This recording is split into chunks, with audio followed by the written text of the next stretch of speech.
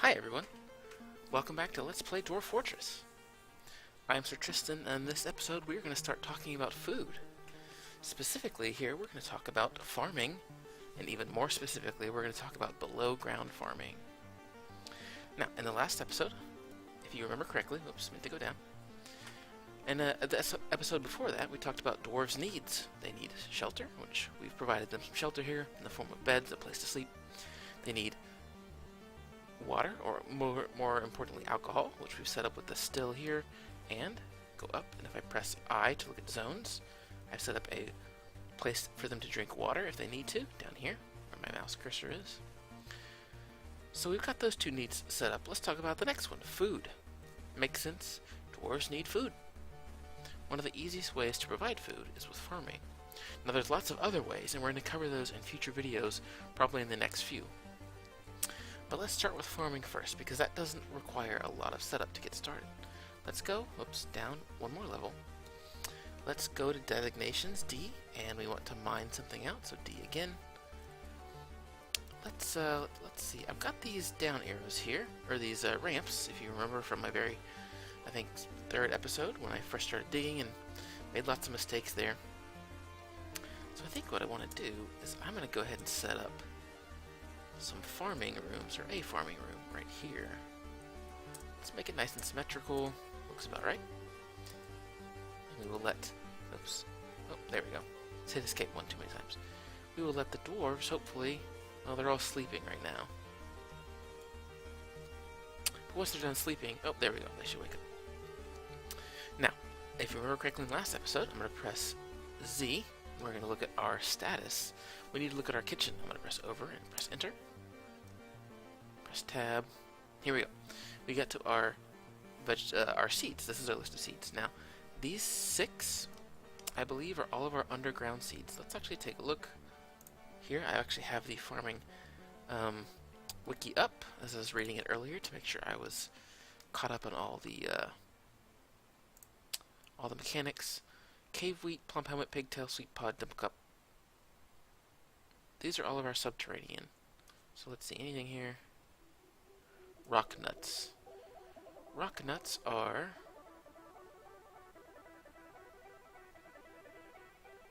not listed. Maybe they're elsewhere.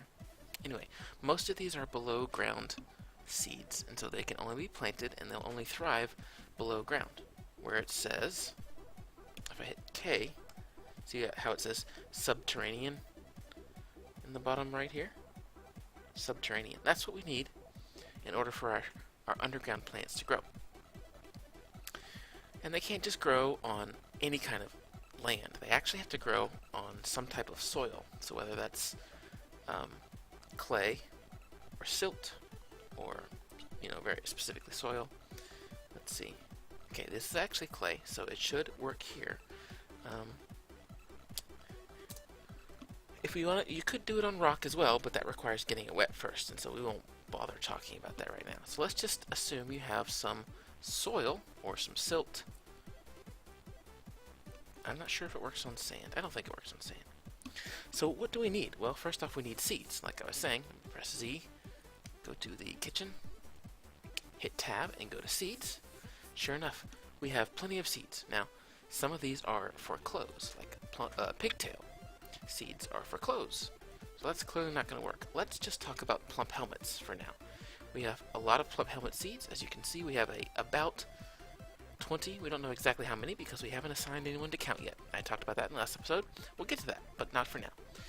So since we have so many plump helmet seeds, or spawn, remember seeds and spawn are interchangeable, seems like a good place to start is with plump helmet seeds. I'm just going to call them seeds because it's easy, but it's spawn in-game. So just like anything else, we need to build something in order to make our farms work. So let's press B for the build menu or the place menu, and you can see right here we have farm plot. Farm plot is P, so we'll press P, and you can see in the upper right we kind of have our details. No mud/soil for the farm. Mud is left by water or soil, so we don't need mud. Yes, looks like clay does work. That's good. I actually wasn't completely sure, but it looks like now that we've moved our cursor over the soil, or the clay, looks like it's going to work. Now, you'll see this set up in a few different places, but this is probably the first time you've seen this. I believe it is. Plots are not built like other things, whereas I would press enter, move my cursor a few tiles away, press enter again. For some reason, the decision was made to do it a different way, and you can see the controls over on the right. You increase the height of the farm plot with U and M, and you increase the width with K and H. So if you look at the X down here, I'm going to press U, and now there's 2. And you can remember, you can see what buttons I'm pressing by looking in the bottom left. If I press K, they shift over. If I press U, press K, it does it again. I can go down with H and M to reduce it, or I can increase it. Now in general, you want small farm plots. Having one large one just basically means that you're locked into a specific kind. I could do this, right? I could have one huge farm plot. But that means that you're kind of locked into a specific kind of food, and if you want to change, or a specific type of seed, and if you want to change one, you have to change them all. That's not what we want. I usually like to go with a, oh, that was a little bit too much, a 4x4 plot. So I can build it here. And unlike other buildings, this farm plot requires no materials. A farmer can come here, build it, doesn't need anything to build it. So let's actually build a few more. P for plot, increase the size with U and K. We'll build one here. Same thing, P, U and K. Build one here. P for plot, UK to make it bigger. And then we can actually do it again. Let's see. P, UK. Let's see, how do I want this? I can maybe make one bigger here in the middle, just for symmetrical sake. Remember, I really like things to be symmetrical. Let's do it one more time. P, U, and actually make it a little bit taller this time. There. So we have 1, 2, 3, 4, 5, 6, 7 farm plots here in this small little room. Let's unpause. And soon our farmer, who's also our, let's see, let's hit K to look around. Oh, this is Lightning, our planter. Good, this is a whole new character. That's really good. I was worried that we were actually going to be sharing jobs, but so far we are good. By the way, I've not talked about how to designate jobs yet. I think I'm going to go ahead and talk about that in this episode. At least how to do it in-game, because it's not too hard, and we could use someone else to perhaps help us plant for now, someone who's not going to be super busy. So let's hit K for look, and we're going to go up, and we're going to try to find our expedition leader,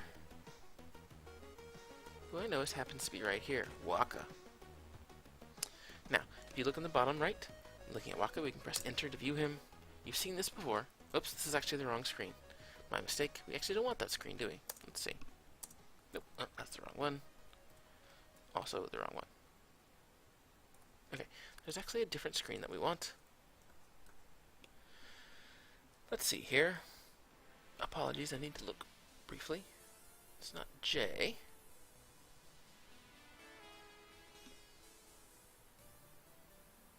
Oh, it's V. Okay, so V is the button I'm looking for. There we go. So I moused over Waka and we pressed V. Now V is to view your units. And there's a couple different ways to get to the screen, but easiest way for now is V. This will show you a bunch of details about Waka. Now I don't know why they're not on the same menu as, let's say, let me go back to K and go to enter to view. I don't know why you can't access that from here. And I don't know why you can't access those details from here. It seems like you should be able to. It makes sense for a UI to be able to see them. But this is one set of information, and there's another set. And you have to do it by hitting V. So hit View, excuse me, V. We're looking at Waka. You can see on the right he currently has no job.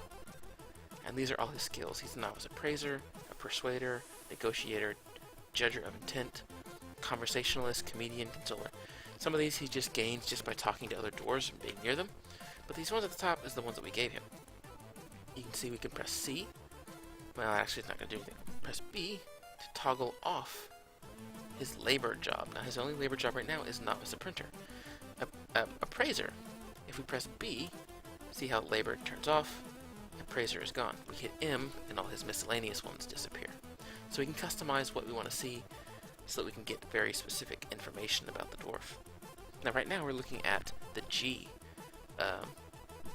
section, which is general. We can look at his inventory with I. You can see everything he's wearing. Let me make that screen a little bigger with tab. Remember, tab will cycle through these screens here. This is everything he's wearing. P for preferences. This is where we can assign a work animal if we wanted to, or assign a labor. So here's what we're looking for. How to assign a labor to someone. So, it's a bit complicated, I understand. Oops. But you're at the main screen, you hit V, go to your character, and then you have to hit P for preferences, which is where we are, and then L. So it's 3 button presses.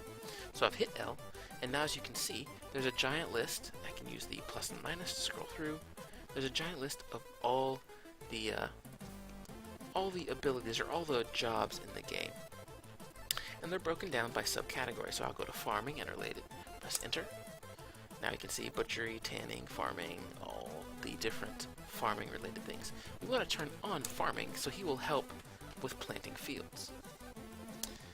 Now you'll see, you'll see that farming and related or slash related is now highlighted. That doesn't mean everything in there is turned on. That only means something in there is turned on. Some of them do not have submenus, like mining is its own submenu. Woodworking has a few submenus, but oops, I keep hitting the wrong button. Plus and minus to go up and down. But now he's a farmer as well. And we'll turn this off later, but he doesn't have anything to do right now. So hit escape and unpause. And he should soon, hopefully. Let's go back to general. He has no job. Let's go back to preferences and then labor, PL. Go back into farming. Did I just not do something? Butchery, tanning, farming, dyeing, soap making, wood burning. Maybe it's not milling, is it? It's not milling. It should just be farming fields. Let's actually go. I'm gonna pause it, go down. Oh, where's lightning?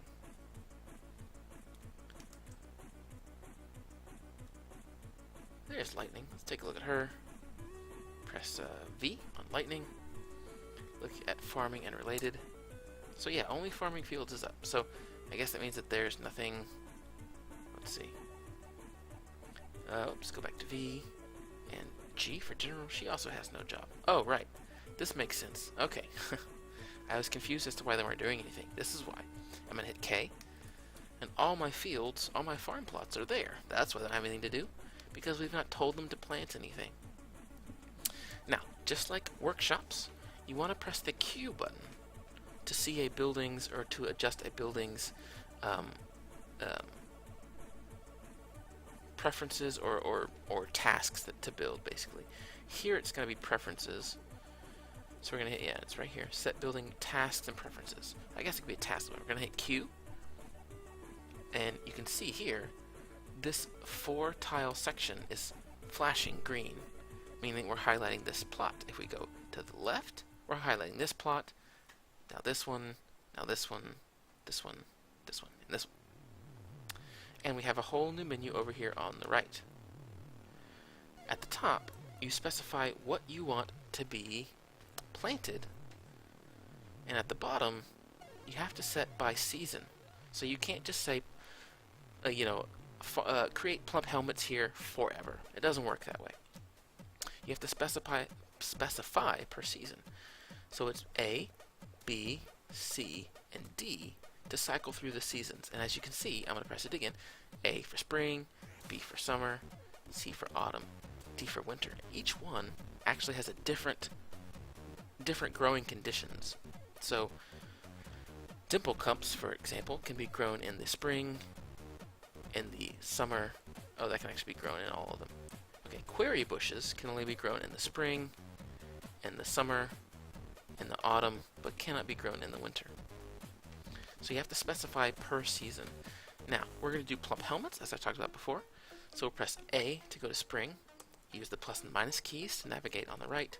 Press enter on plump helmets. It's hard to see, but it's been highlighted slightly. I do wish there was a better delineation between not highlighted and highlighted, but such as it is, plump helmets is highlighted. We'll hit B, scroll down to plump helmets again, C, plump helmets again, and D, plump helmets again. Thankfully, plump helmets can be done in all seasons. And so that's what we're going to do, at least for a few of these plots. I'm just repeating this process, going to a new plot, pressing A, plump helmets, B, plus a few times to plump helmets, C, and D, plump helmets. We've done that with 3. Let's do one more. Plump helmets, plump helmets, plump helmets, and more plump helmets. Now there are a few other options in the bottom right corner. You can fallow, which basically means don't plant anything this season. Now in real life, this helps the soil rejuvenate. It adds oxygen back to the soil when you till it, let it sit there, and that's good for growth. However, in Dwarf Fortress, it doesn't do anything. I'm not sure why fallow is in the game. It has no effect on the crops. This has been tested extensively. The wiki says it doesn't do anything, so I don't bother. Now you can fertilize. That requires some wood burning, which we haven't gotten to that industry yet, so I'm not going to bother with this right now. So we've got these 4 plots of land set up. Let's hit escape now and unpause, and hopefully our 2 dwarves should be heading down. There we go. Now I'm press K. And as you can see, we have both Lightning and Waka, who we just assigned as a farmer planting seeds. So what they will do is they will take a seed from a stockpile, or happens to be on the wagon right now. One of those barrels on the wagon that you can see flashing there has the seeds on it. So they're going to take a seed and they come over and they plant it. Now, if you remember correctly from the last episode, I'm going to press Z again to go back to status and go to the kitchen. I'm going to tab over. If you look on the right here, their permissions to cook seeds are off. And in general, that's how you always want it. If you, let's say a dwarf grabs a plump helmet and eats it at just straight up raw plump helmet, a seed will be left behind that can then be planted in the ground. Let's say a dwarf grabs a plump helmet, takes it to the brewery or the still, and brews alcohol using that plump helmet. A seed will be left behind that you can plant. Let's say, and I haven't talked about this yet, so don't worry too much about this, but let's say a dwarf grabs a plump helmet and a lobster, takes it to the kitchen, makes an easy meal. A seed will be left behind that can be used to plant. However, if you cook, I'm going to press C to toggle it on. You can see it's blue on the right. If you cook a seed, it's gone. It's gone. Can't ever use it. So, you never want seeds to be used in cooking processing. If you cook the item itself, the seed will be left over. But if you cook the seed, and again, dwarves will grab whatever they can, whatever's close. So we want to make sure the permissions for cooking these are off. So always remember that. By default, they're always off. But always make sure you check. So, one's finished. Now, it took Waka a bit longer to plant that seed, remember, because he's not a very good farmer. Let's see, let's go V to look at his, V to look at his abilities, and he's a dabbling grower. You can see it right here. He's only just dabbled. He's only barely tried anything. Let's hunt down Lightning now. That's a water buffalo. There we go. And Lightning is a proficient grower. So like I said in the last episode, maybe 2 episodes ago, the speed at which dwarves do things is based on their skill in that job. So the more, it's like Skyrim, the more you do something, the better you get at it. So they're going to continue planting until either they run out of seeds or all the plots that I have told them to use are filled up. So what happens when, I'm going to leave it on pause here. Well, I'll pause it. What happens when it takes a different amount of time for each plant to come to fruition, to be ready to be harvested. So what happens when it's ready? So there's a whole other set of skills. I'm going to press V and move down. Oh, apologize for the pop-up in the bottom right there. Apparently Adware's decided now it's time to start a quick scan. Anyway, we are going to look at Waka. We're going to press P, L for his labor. And you can see there's this hauling option here near the bottom. If I press enter, there's a huge list of hauling. And you can specify very specifically who can haul what type of things. By default, they're turned on for every single dwarf. Now, What that means is when the food is ready to be harvested, a dwarf will run down here. If he's available, will run down here, grab whatever's ready to be harvested, run off and put it in a barrel or a bag somewhere. If there's no dwarf available, it'll get put in the queue, and at some point someone will run down. If for some reason you're in the middle of an invasion, there's no dwarf available, nobody can come, things will eventually wither. When they wither, they're just dead. No seed is left behind, no food can be used. That's bad. You don't want that. That's extremely bad. So always make sure you have your food hauling turned on.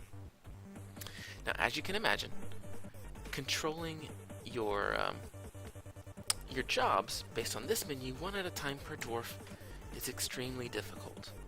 Extremely difficult. So soon we're going to talk about an exterior program called Dwarf Therapist that's going to allow you to control them much easier. However, I think that's going to do it for this episode. I'm going to try to keep my episodes a bit shorter in the future, a bit more focused. I tend to talk and explain things as they come up, and I'm going to try to be a bit more focused. I had some feedback that said that these videos, were a bit too long, the 30 to 40 minute mark. It was just too hard to sit down all at once and watch the videos. So that means I'm going to try to turn out more focused videos that kind of talk about just the subject that I want to, and then move on. That way, for one, it's easier to find the exact video you're looking for, and two, these become more watchable so that people can actually enjoy them. So yes, I'm rambling a little bit now because I just wanted to explain myself. Hopefully this video goes up in 1080p. I got this set up now to where I should be able to do 1080p videos. I had to drop the 30 frames per second, unfortunately, because this laptop is just not super amazing. So I kind of had to pick 720p and 60 frames a second, or 1080p and 30. And at least for Dwarf Fortress it doesn't matter because it can only run at what it can run at, so it doesn't really matter. It will run at 60 because it's not set up to. However, for other games, things like Starlord 2, Sentinels of the Multiverse, those will be at 60 frames a second, 1080p, I think. We'll see. I'm going to experiment and get the best possible viewing experience that I can. Anyway, that'll do it for this episode. In the next episode, I think we're going to talk about perhaps eggs and meals? More food. Several episodes of food coming up because there's a lot of ways to get food for your dwarves. Anyway, thank you guys so much for joining me. I'll see you next time.